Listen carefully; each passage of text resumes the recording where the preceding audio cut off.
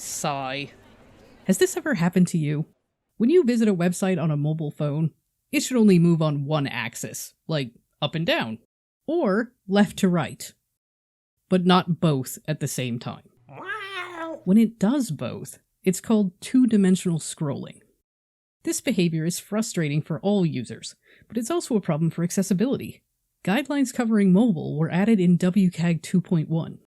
Even when the page doesn't move in two dimensions, the text needs to be readable. If the text is too small to read and requires zooming in, it may cause the same problems of the screen having to move in both directions to see the content. I have given a name to my pain, and it is Batman. 2D scrolling. Everyone deserves access to the internet. If you need help getting your website up to scratch, visit silktide.com.